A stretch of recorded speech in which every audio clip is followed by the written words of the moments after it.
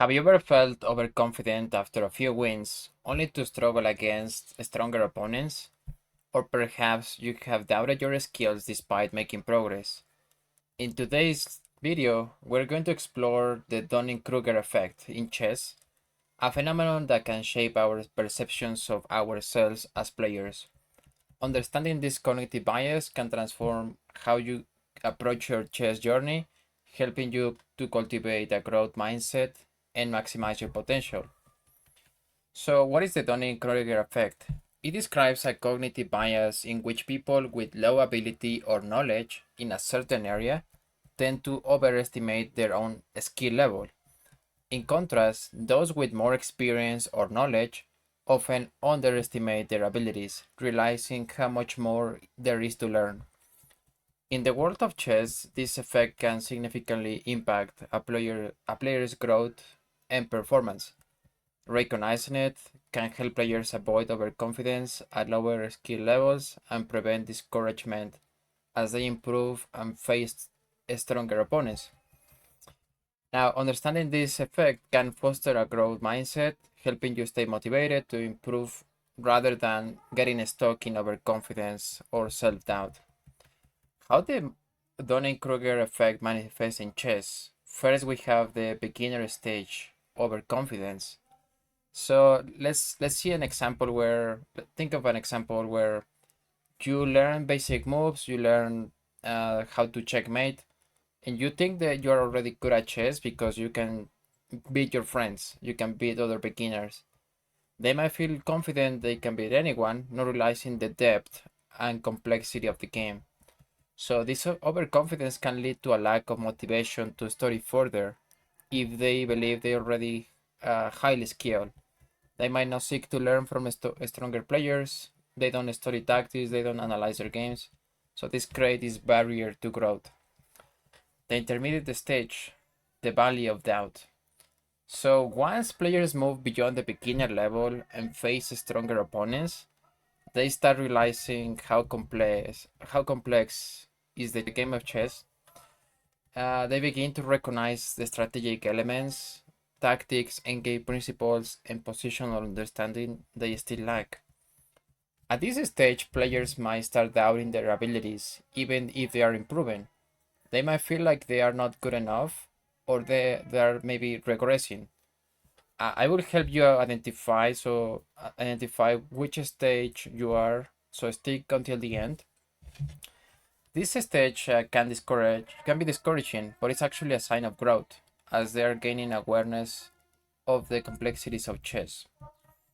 Finally, the advanced stage is the realistic self-assessment. As players reach higher skill levels, they develop a more realistic view of their abilities. They can assess their strengths and weaknesses more objectively, understanding where they need to improve while also recognizing their own expertise.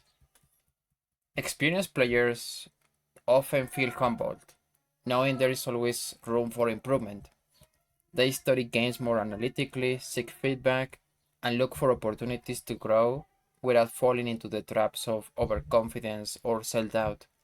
They might even seek coaching or play regularly with stronger opponents to continue challenging themselves.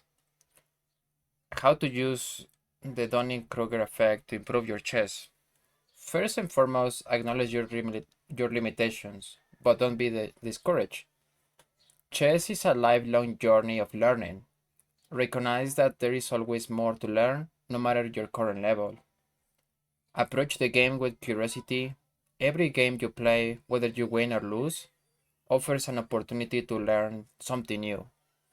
This mindset keeps you open to improvement rather than becoming overconfident after a few wins or discouraged after a few losses. Second, regularly review and analyze your games. Game analysis is a great way to stay grounded. After each game, review your moves, identify mistakes, and think about how you could have played better. Use chess engines. Um, instead of instead, sorry, use chess engines occasionally. Instead, focus on understanding your thought process. Why did you make certain moves? What were you thinking during each stage of the game? As you analyze, you start recognizing common mistakes, which will help you improve and become more realistic about your current skill level. Third, set measurable and realistic goals. I want to make a full video about this, but rather than aiming for rapid improvement, set the small, achievable goals. For example, you could focus on mastering a specific opening, improving your endgame, or solving a certain number of tactic puzzles each week. Setting incremental goals helps you avoid overestimating your abilities and keeps you motivated with each small improvement. As you achieve each goal, you will build a strong foundation for continued improvement. 4. Seek feedback from stronger coaches or players. Learn from someone with more experience can be invaluable. A coach or a stronger player can point out areas for improvement you might have not noticed on your own. Accept constructive criticism with an open mind. Realize that this feedback is not a reflection of your worth as a player or even as a person, but an opportunity to grow. Fifth, recognize the progression of your understanding over time. Revisit your old games periodically to see how much you have grown. You will often notice mistakes in older games that you wouldn't make now, which is a testament of your progress. This habit helps you see the bigger picture of your improvement and keeps you from getting too caught up in temporary setbacks, which everybody has. Now, how to overcome the Dunning-Kruger effect? First and foremost, stay humble. Remind yourself that there is always someone better out there, and there is always more to learn. 2. Be patient with progress. Improvement in chess takes time, and mastery of new concepts doesn't happen overnight. Third, celebrate the small wins. Each new tactic you learn or each concept you master is a step forward. Embrace losses and learning. Every game you lose is a lesson in disguise. Take notes, analyze, and use your losses to become stronger.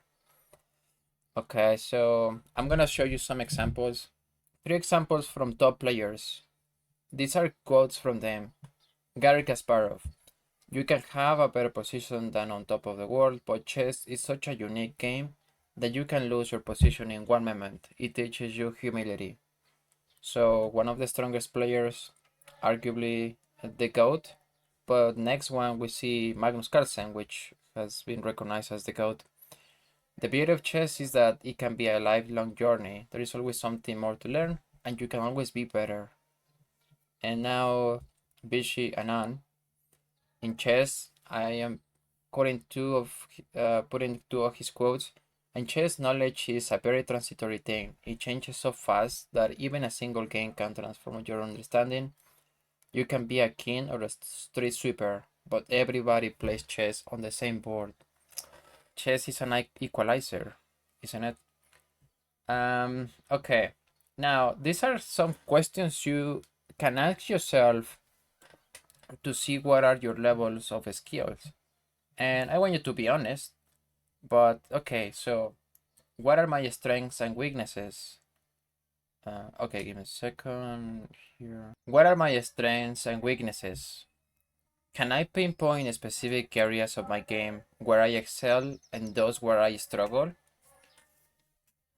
Second, how do I analyze my games?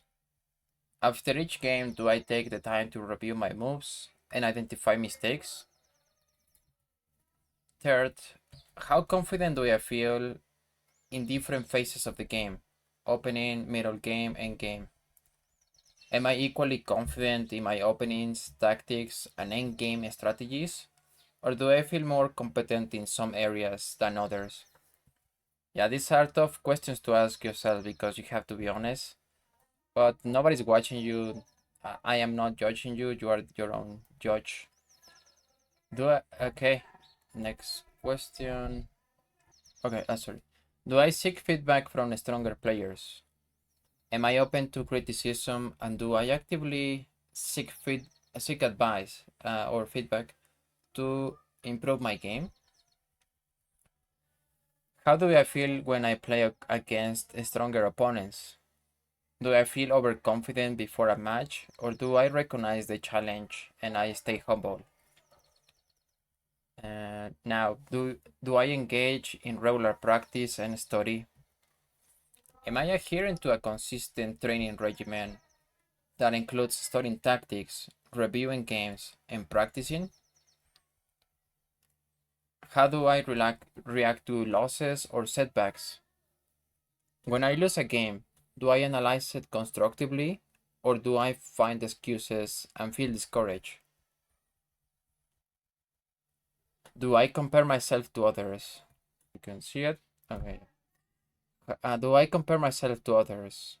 Maybe it can be an inspiration, but you have to understand that everybody is in their own journey. How often do I look at other players' ratings and assume my skill level based on that? Have I set measurable goals for my improvement? Am I tracking specific milestones, such as rating increases or mastering new openings?